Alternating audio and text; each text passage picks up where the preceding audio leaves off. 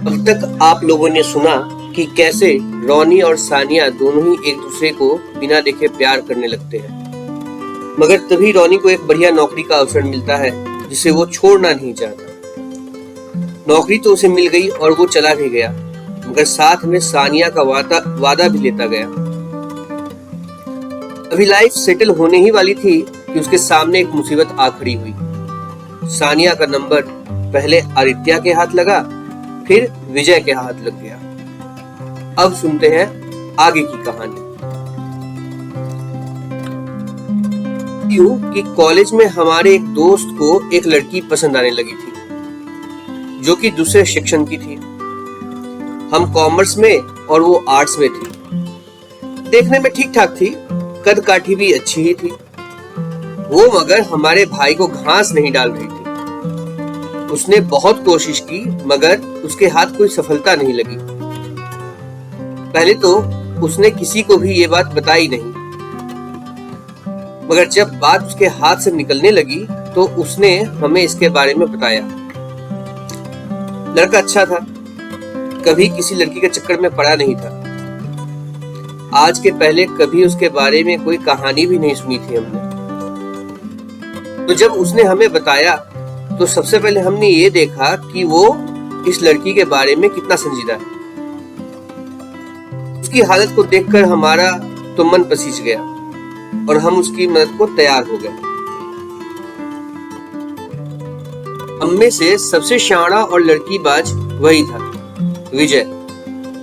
लेकिन वो कमीना भी था। ये तो हमने तब जाना जब उसने वो कर दिया जो कमीने से कमीना इंसान भी अपने दोस्त के साथ नहीं कर सकता। जब पहली बार इस बेचारे ने हमें अपनी पसंद दिखाई तो उसके मुंह से तो जैसे पानी ही टपकने लगा। उसे देखते ही एक झटके में वो मदद करने को तैयार हो गया।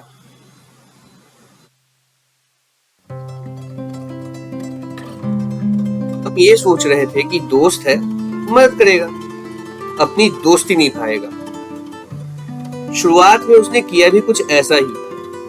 2 दिन के ही अंदर उसने लड़की का आगा पीछा सब कुछ जान लिया। वो कहाँ रहती है, कहाँ पढ़ती है, घर में कौन कौन है, क्या पसंद है क्या नापसंद है, सब कुछ 2 दिन में ही जान लिया।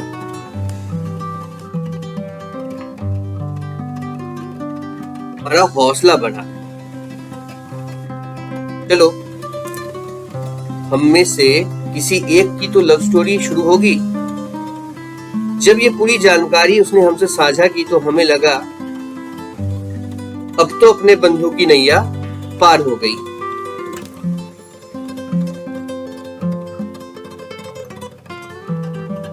ये भी सोचा कि 2-4 दिन के अंदर ही इस सागर की सेटिंग भी हो ही जाएगी। सागर हमारे उसी दोस्त का नाम था जिसके बारे में अभी बात हो रही है। हम सब खुश थे। हम सब में से एक तो ऐसा है जो कि लड़की पटाने में सक्षम है। चलो, आज इसका हुआ है, कल हमारा भी हो जाएगा। हमने उसे अपना गुरु बना लिया और उसके चरणों में नतमस्तक हो गए। मामला जमता हुआ नजर आ रहा था, मगर तभी एक दिन जब हम कॉलेज पहुंचे तो देखा कि हमारा दोस्त सागर विजय से हाथापाई पर उतारू हो रखा है। बात हमारे समझ से बाहर की थी। कल तो सागर विजय के पैर धोकर पीना चाह रहा था, मगर अब एकदम से उससे मारपीट की राह पर क्यों जा रहा है? विजय हमारा अच्छा दोस्त था, कम से कम सागर से तो ज्यादा ही अच्छा दोस्त था। तभी हमने भी आओ देखा ना ताओ और सागर को दबोच लिया। उसके बाद दे लात दे घुसे लगा दिए हमने भी।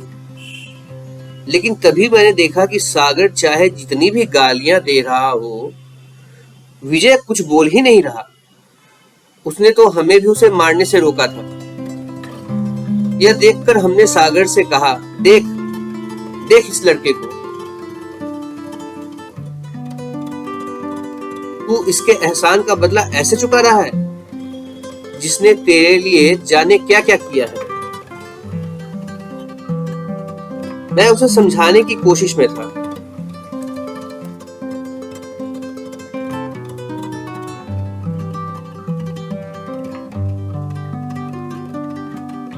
मगर वो तो जैसे किसी की भी बात सुनने को तैयार ही नहीं था। उसके सिर पर एक ही सनक चढ़ा हुआ था, बस विजय को मारना है।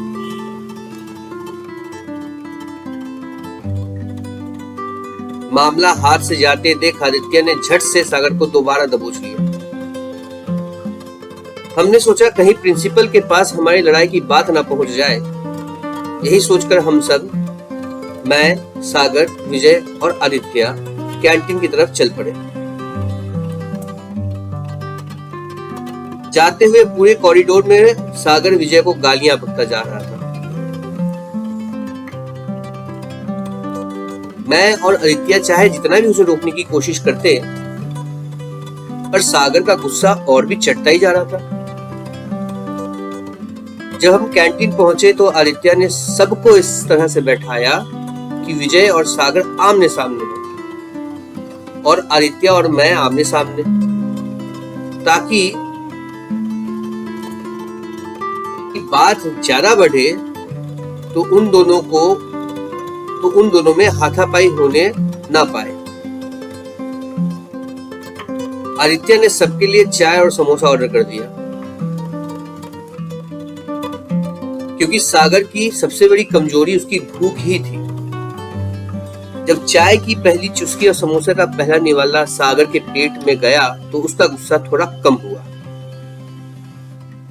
हमने जब दोनों को थोड़ा शांत होते देखा तो सागर से पूछा कि उसके नाराजगी की वजह क्या है, क्यों हम सब दोस्त आपस में बिना किसी कारण के लड़ रहे हैं। हमारी बात के जवाब में सागर ने कहा, मुझसे नहीं, इस कमीने से पूछ कि क्यों मैं इससे लड़ रहा था और क्यों ये मुझसे मार खाकर भी कुछ नहीं कह रहा था। दोनों की निगाह विजय पर जाकर टिक गई। विजय के चेहरे पर इस समय कोई भी भाव न थे। ना तो वो क्रोधित था, ना ही दुखी था और ना ही खुश ही लग रहा था। हमें देखते हुए उसने कहा, यार देखो, जब तुम बिल्ली को मलाई की रखवाली करने का काम सौंपोगे तो इसमें गलती तो तुम्हारी ही है ना। ये बात आदित्य के समझ में थोड़ी देर में आई, मगर मुझे लगा हो ना हो ये सागर की गर्लफ्रेंड के विषय में ही बात कर रहा है।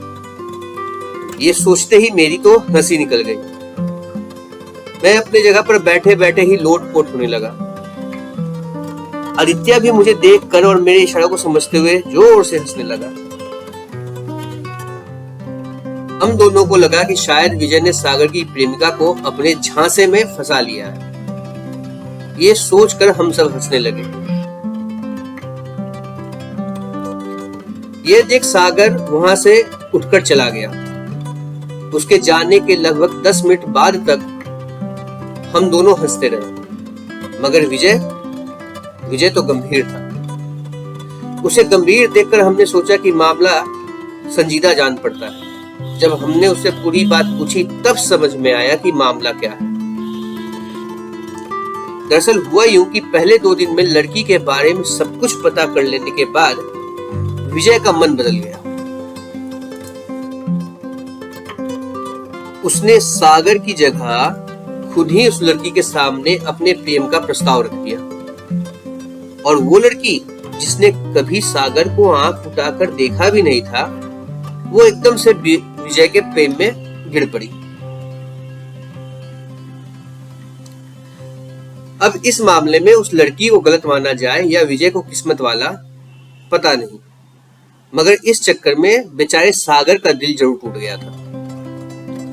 विजय ने उस लड़की को पटाने में अपनी पूरी ताकत झोंक दी थी। पिछले 1 हफ्ते में उसने उस लड़की को अपने बारे में इतनी अच्छाइयां बताई और सागर के बारे में इतनी बुराई की कि अगर कभी उस लड़की के मन में सागर के लिए आधा अधूरा प्यार जागने वाला भी था तो अब वो उसे मिलने से भी मना कर रही थी।